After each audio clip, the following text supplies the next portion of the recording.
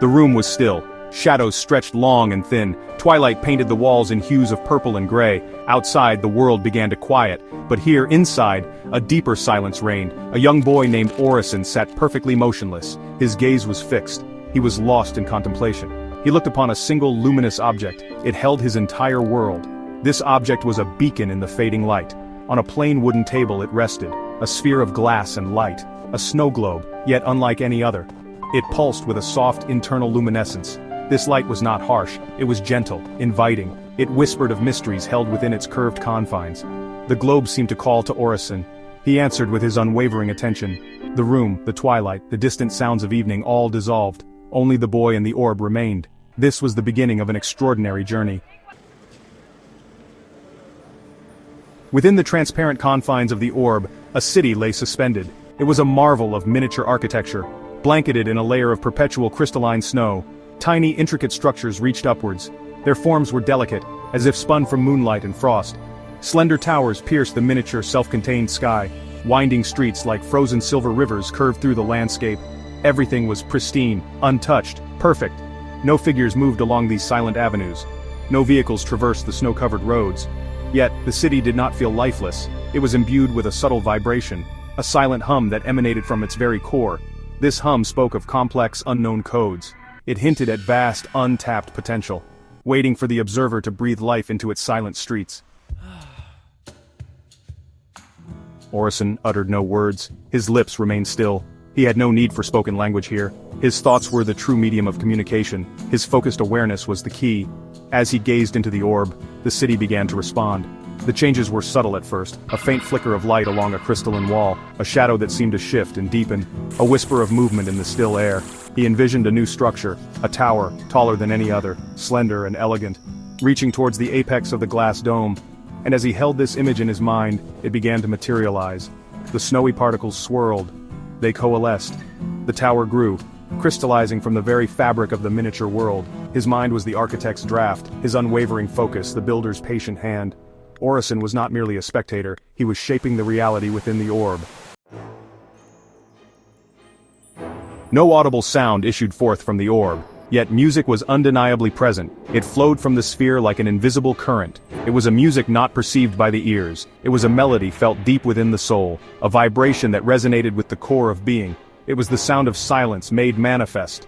Orison felt this music keenly. It was a profound resonance that vibrated in his chest, a subtle tremor that matched the silent hum of the city. This was the music of existence itself, the grand unfolding symphony of becoming. Each silent note represented a new possibility. Each unheard chord opened a new pathway for creation. The music was a language older than words, a language understood by the heart. This silent music was not static, it changed, it evolved with the city. The music spoke of growth and evolution. Orison was the architect of this nascent world. His mind served as the grand drawing board. He envisioned parks filled with crystalline trees. Their branches glittered with captured light, and they shimmered into being. He imagined rivers of flowing luminescence winding their way through the snowy plains, and they etched their radiant paths. The city grew and transformed under his silent, thoughtful commands. He did not command with force or coercion. He guided with gentle intention, a softly held suggestion, a focused, heartfelt desire. The orb responded with an inherent grace. It seemed eager to unfold its secrets, to reveal its hidden wonders under his careful gaze. It seemed to trust its young creator implicitly. It yielded to his vision, it embraced his dreams for it. This remarkable orb was far more than a simple container of snow and light. It was a seed, a cosmic seed of unimaginable potential, holding within its fragile spherical shell the blueprint for an entire universe. The intricate city taking shape within was but the first tender sprout, the initial wondrous indication of the vastness that was yet to come, a promise of galaxies, of stars, of life. The swirling luminous snow was primordial matter, the very stuff from which realities are born. The unknown codes, the silent hum, were the fundamental laws of physics, still unwritten, still waiting to be fully expressed.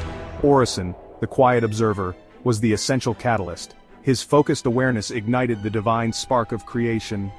He was the consciousness that summoned form from the formless void, a universe in embryo, waiting to be born. The city nestled within the orb continued to grow. It became ever more intricate, more wonderfully detailed. Its inner light seemed to intensify. It shone with a brighter, clearer luminescence. The silent hum that emanated from its core deepened. It resonated with a newfound strength. It was as if the very heart of the orb was beating stronger now, gaining power, gaining momentum. The snow swirled with a greater, more deliberate purpose. What had once been a relatively simple, albeit magical cityscape now hinted at something far grander. Faint nebulae of colored light began to appear in the miniature sky above the tallest towers. Tiny, brilliant points of incandescence, like distant, newly formed stars, pricked the darkness. The perceived boundaries of the city seemed to soften, to recede, to expand outwards. Orison remained perfectly still.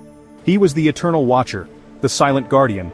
His role was not to overtly interfere, not to control with an iron fist, but to witness, to guide with gentle thought, to provide the essential consciousness that allows a universe to become aware of itself. He was in this moment the unassuming, quiet god of this rapidly emerging cosmos, a creator contemplating his creation. The city within the orb now pulsed with a vibrant life all its own. It was undeniably a reflection of Orison's unique mind, his dreams, his quiet ponderings. Yet it was also becoming something new, something wonderfully independent. A universe taking its first tentative breaths, learning the profound art of existence, discovering how to simply be, to unfold according to its own nascent laws.